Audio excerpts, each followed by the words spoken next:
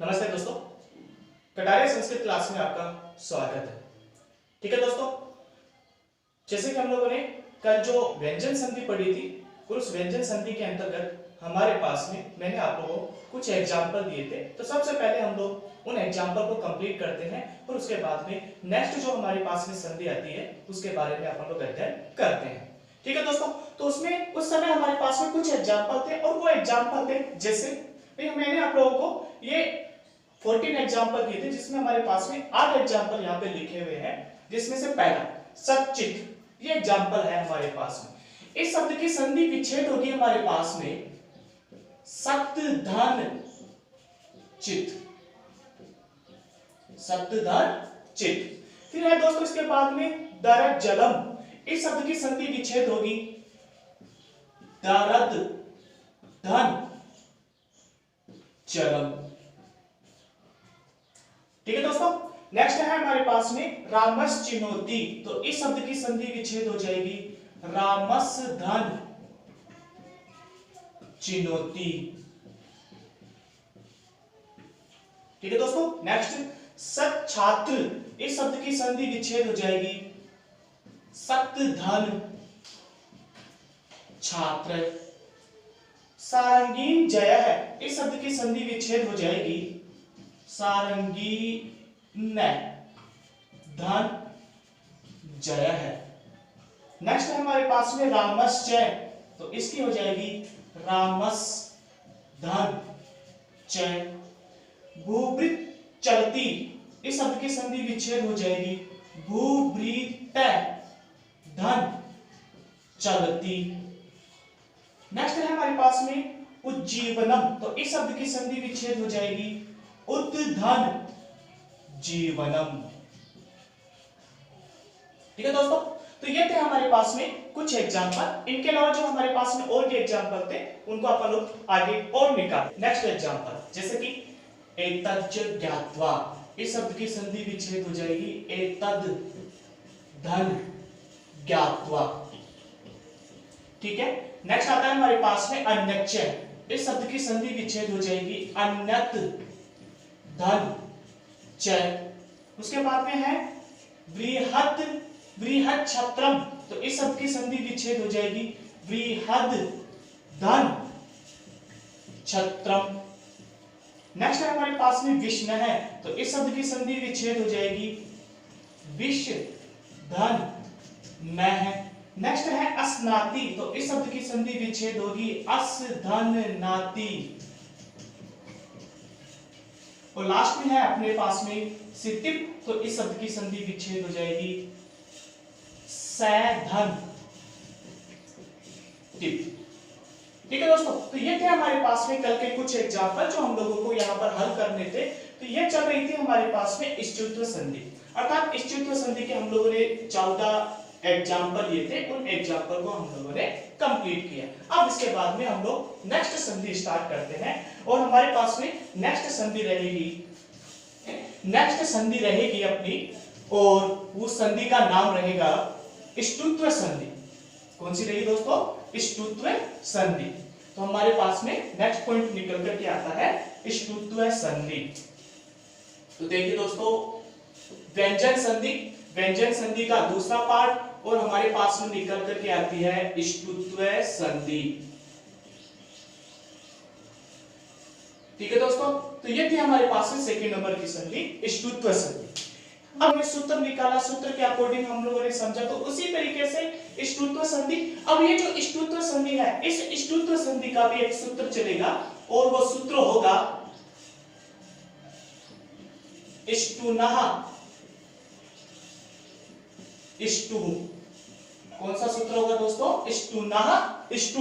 अर्थात यहां पर यह सूत्र कहता है, अर्थात इस संधि को आगे बढ़ाता है, इसका नियम बन जाता है, और ये नियम कहता है कि देखिए दोस्तों, इष्टुना इष्टु, इसका अर्थ होता है जैसे कि इष्टुना, जैसे कि हम लोगों ने इष्टुत्व संधि जो पढ़ी थी इष्टुत्व, तो उसके अंदर हमारे पास ये शब्द लिखा हुआ आ रहा था इष्टोः इष्टुनः इष्टु, ऐसे हम लोगों ने इसका सूत्र लिखा था। तो हम लोगों ने सह और तय वर्ग लिया था, तो वही सह और तय वर्ग यहां पर भी आएगा।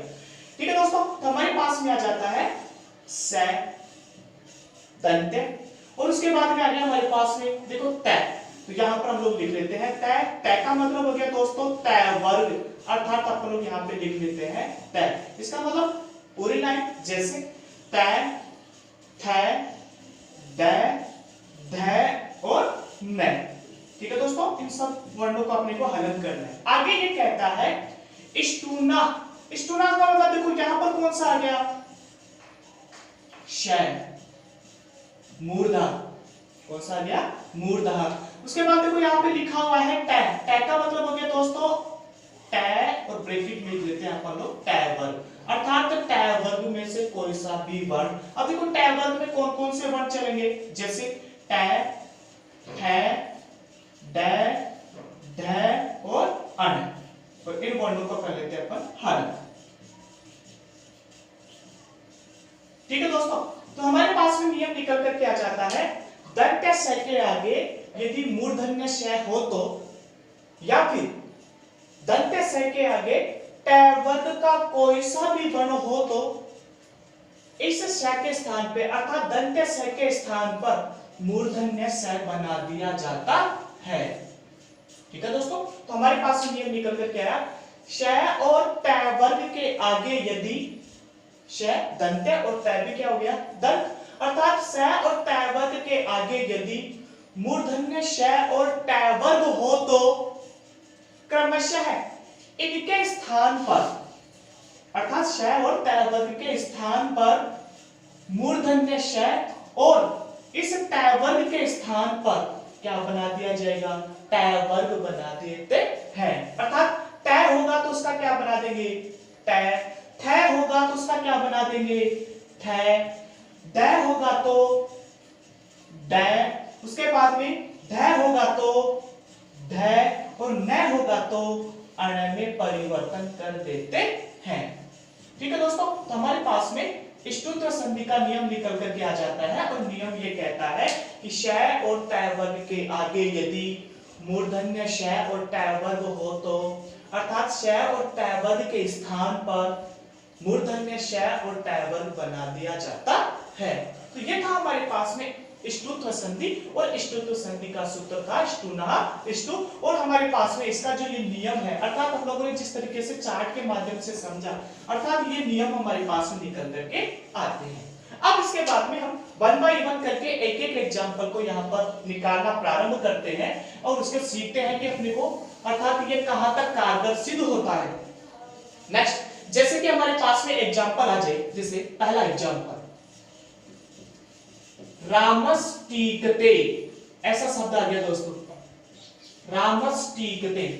अब इस शब्द की संधि विच्छेद करेंगे, इस शब्द की टुकड़े करेंगे, अर्थात अपन लोग, तो हमारे पास में देखो रामस्टीकते। तो देखो दोस्तों इसमें तो साफ नजर आ रहा है, तो अपने को क्या बनाना है श, मूर्धन्य स बनाना है। ये कब बनेगा, जब हमारे पास में क्या हो दंत्य स हो, अर्थात दंत्य स हो और उसके बाद में श, या फिर इस वर्ग का, या तो इसके आगे श या फिर टै वर्ग का कोई सा भी वर्ण लिखा हुआ हो तो, अर्थात इस श के स्थान पे क्या बना देते हैं श बना देते हैं। इसी तरीके से इसमें भी नियम लागू रहेगा कि तै के आगे यदि मूर्धन्य श और तै के आगे यदि टै, ठ, ड, ढ, ण कोई सा भी वर्ण लागू हो तो इस तै के स्थान पर हम लोग क्या बनाएंगे टै बनाएंगे। ऐसा ही नियम इन सबके साथ में लागू रहता है। तो देखिए दोस्तों अपने पास में शब्द आ गया रामस्टीकते, इस शब्द की संधि विच्छेद करेंगे तो शब्द क्या बन जाएगा रामस धन टीकते। ठीक है दोस्तों, अब देखिए यहां पर हमारे पास में आ गया श दंत्य और उसके बाद में आ गया टै।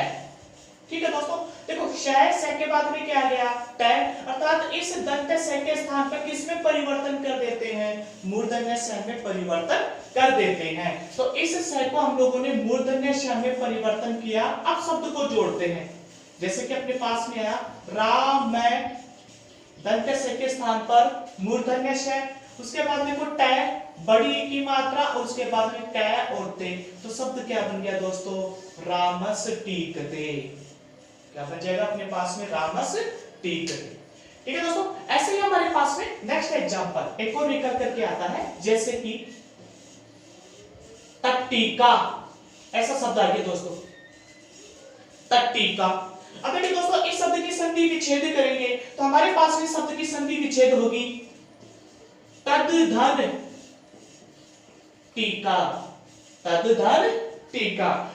ठीक है दोस्तों, तो हमारे पास में अब देखिए द आ गया, द आ गया। अब द के स्थान पे तो क्या बन रहा है, यहाँ पर द बन रहा है। लेकिन मैंने आपको क्या कहा था कि जब हमारे पास में ये जो संधि होती है, इन संधियों के मध्य में कभी कभी कौन सी संधि का कार्य है, जसत्व संधि का कार्य या फिर चतुर्थ संधि का कार्य भी हो जाता है, अर्थात इनके मध्य में माना जाता है। क्यों माना जाता है, कारण क्योंकि जब हम लोग व्याकरण को देखते हैं, संस्कृत के मौलिक शब्द देखते हैं, तो संस्कृत के मौलिक शब्द में तत् शब्द नहीं होता है, तत् शब्द नहीं होता है। संस्कृत के मौलिक शब्दों में कौन सा शब्द माना गया है, तद माना गया है। इसलिए शुद्ध जो संधि विच्छेद है वो कौन सी मानी जाएगी, तद धन टीका।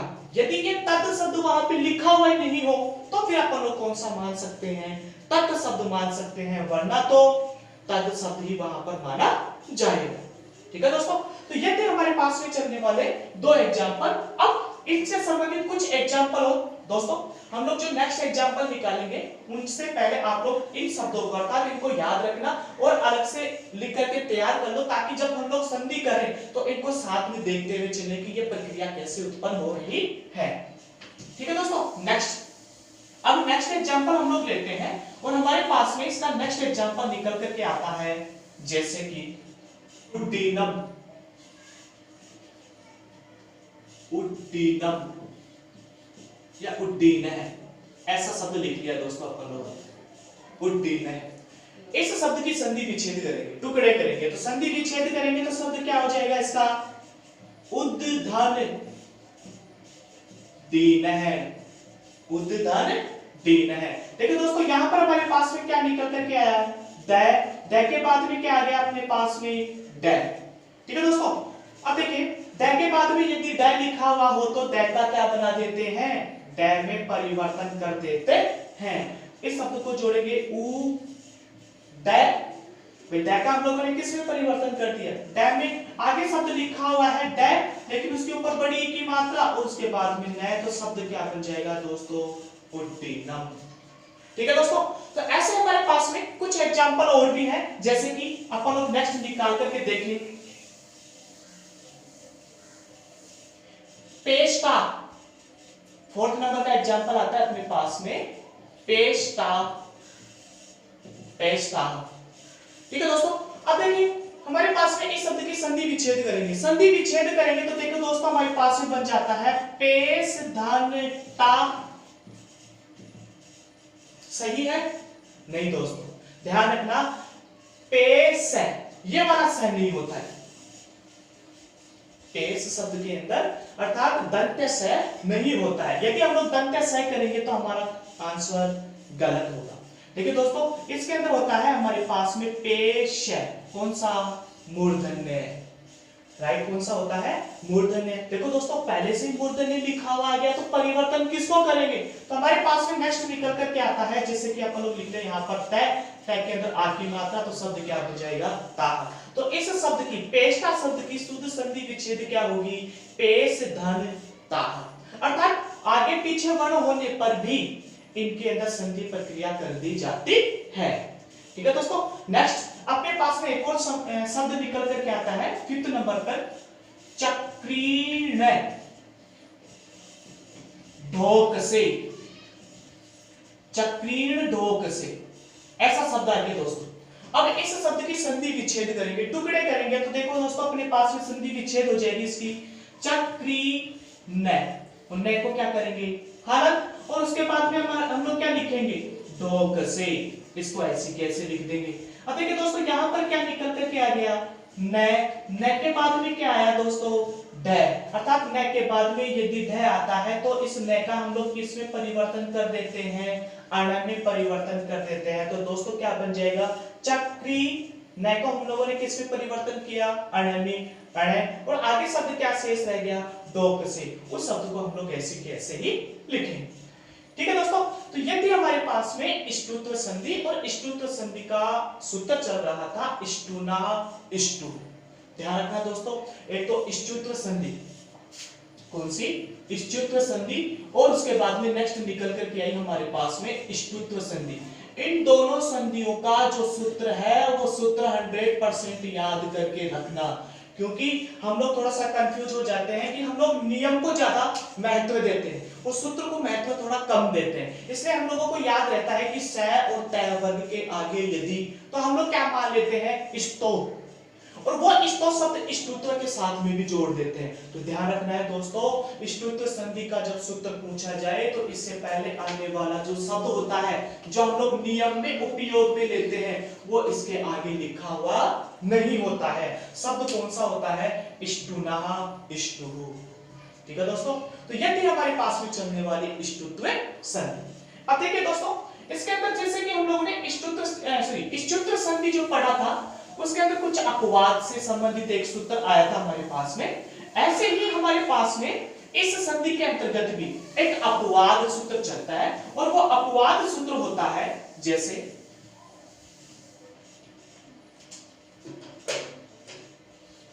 अपवाद सूत्र होता है जैसे न पदांतो तोर नाम, न पदांतो तोर नाम है। ठीक है दोस्तों, ये इसका एक अपवाद सूत्र चलता है। कौन सा सूत्र हो गया दोस्तों, ये अपवाद सूत्र। और ये अपवाद सूत्र कौन सा है, न पदांतो तोर नाम है। टै के अंदर एक टै और जोड़ना दोस्तों, किसके अंत में, न पदांतो तोर नाम है, अर्थात पद के अंत में क्या लिखा हुआ हो, टै लिखा हुआ हो। अर्थात अपने पास में आ गया, पद के अंत में क्या लिखा हुआ हो, टै लिखा हुआ हो, और जैसा शब्द लिखा हुआ है उस शब्द को वैसे की वैसे ही जोड़ दिया जाता है। जैसे सट धन संते, ऐसा शब्द आ गया, सट धन संते, अर्थात टै वर्ग का कोई सा भी वर्ण यहां पर आ जाए, उसके बाद में क्या लिखा हुआ मिल जाए, श लिखा हुआ मिल जाए, तो ये जो शब्द होते हैं इन शब्दों को ऐसे के ऐसे जोड़ देते हैं, अर्थात इनके अंदर कोई परिवर्तन नहीं किया जाता। सट संते, सिर्फ इतना ही लिख दिया जाता है। जैसे नेक्स्ट हमारे पास में शब्द आ जाए सट धन संति। अब देखो टैबर के बाद में क्या आ गया, श, तो यह जो वर्ण टैबर के बाद में यदि श आ जाए तो उस वर्ण को वैसे की वैसे ही जोड़ देते हैं, तो हमारे पास में शब्द बन जाता है सट संति, अर्थात इनके अंदर कोई परिवर्तन नहीं किया जाता है।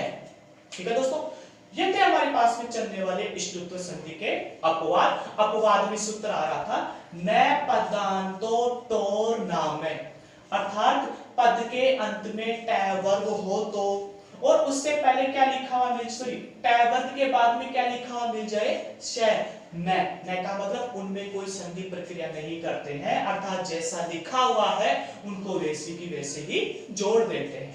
अब इसके बाद देखो दोस्तों, एक शब्द लिखा हुआ मिल रहा है नाम।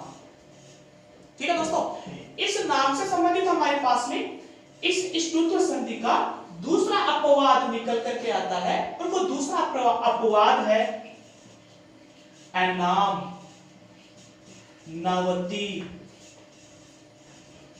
नगरीणाम, अनाम नवति नगरीणाम वाच्यम। ठीक है दोस्तों, इसका नेक्स्ट सूत्र निकल करके आता है अनाम नवति नगरीणाम वाच्यम। वाच्यम शब्द का अर्थ हो गया अपवाद से। देखो दोस्तों, यदि सट शब्द के आगे यदि नाम, देखो यहां पर सट शब्द, ये शब्द आ गया हमारे पास में टै वर्ग से अंत होने वाला वर्ण। अब टै वर्ग से अंत होने वाला वर्ण आ गया, उसके बाद देखो सट शब्द, जैसे कि हम लोगों ने एक शब्द ले लिया सट, सट शब्द के आगे यदि क्या लिखा हुआ हो, नाम, क्या लिखा हुआ मिल जाए दोस्तों, नाम। नेक्स्ट देखो सट शब्द ले लिया मैंने दोबारा, नाम के आगे देखो क्या लिखा हुआ है, यहां तक हो गया, उसके बाद देखो लिखा हुआ है ये तीन वर्ण, तो शब्द लिखा हुआ मिलता है नवति। ठीक है दोस्तों, तीसरा एग्जांपल इससे एक और बन जाता है, सट शब्द ले लिया, आगे देखो क्या लिखा हुआ है नगरी, तो इसको हम लोग यहाँ पे लिख लेते हैं नगरीय है। ठीक है दोस्तों, तो यहाँ पर देखो 3 एग्जाम्पल और अपवाद के निकल करके आते हैं, अर्थात वाचक अपवाद से इनको भी कौन सी संधि मानी जाएगी, इष्टुत्व संधि मानी जाती है। तो सट धन नाम है, अर्थात सट टैवर के बाद में वर्ग का कोई सा भी वर्ण हमारे पास में आ जाए तो इसको हम लोग यहाँ पर परिवर्तन करेंगे तो हमारे पास में शब्द हो जाएगा सर्वनाम है। क्या बन जाएगा दोस्तों, इसका सर्वनाम है। नेक्स्ट सट धन नवती शब्द जो बना, इसको जब हम लोग परिवर्तन करेंगे तो शब्द क्या बन जाएगा, शरणवती। क्या बन जाएगा दोस्तों, शरणवती। शट धन नगरीय शब्द लिखा हुआ है तो अर्थात इनके स्थान पर हम लोग क्या परिवर्तन कर देंगे, क्षण करिय है। ठीक है दोस्तों, तो ऐसे हमारे पास में इसके रूप परिवर्तन हो जाते हैं, अर्थात विसर्ग है तो विसर्ग हम लोग लगा लेते हैं। अब देखिए तो न आता है तो वहां पर आने वाला ये जो टय होगा, इस टय का भी पंचम वर्ण बना दिया जाए। ठीक है दोस्तों, तो हमारे पास में इसका अणय बना दिया जाएगा। अब देखो दोस्तों, यहां पर भी पंचम वर्ण हो, आगे भी पंचम वर्ण हो, तो इन दोनों पंचम वर्ण को जोड़ करके हमारे पास में क्या बन जाता है, सर्ववती शब्द बन जाता है, क्योंकि न को हम लोग किसमें परिवर्तन कर रहे हैं, अणय में परिवर्तन कर रहे हैं। इसलिए यहाँ पर यानी कि ये जो 3 एग्जाम्पल निकल करके आए वो कौन से संधि के होंगे, इष्टुत्व संधि के। ठीक है दोस्तों, ये थी हमारे पास में चलने वाली इष्टुत्व संधि। इष्टुत्व संधि के हमारे पास में 2 अपवाद आते हैं और इन 2 अपवाद के बारे में आप लोग सामान्य जानकारी रखेंगे, क्योंकि ऐसे एग्जाम्पल हमारे एग्जाम के अंदर पूछे जा सकते हैं। ठीक है दोस्तों, अब देखिए इस इष्टुत्व संधि से संबंधित मैं आपको कुछ एग्जाम्पल देता हूं, उन एग्जाम्पल को आपको फिर से सोल्व करना है। फिर भी आपको कोई चीज समझ में नहीं आती है तो आप उसे कमेंट बॉक्स में लिख करके सेंड कर सकते हो और आप लोगों को उसका जवाब मिलेगा। ठीक है दोस्तों, तो आप इस चैनल को लाइक करें, शेयर करें और सब्सक्राइब करें। धन्यवाद दोस्तों।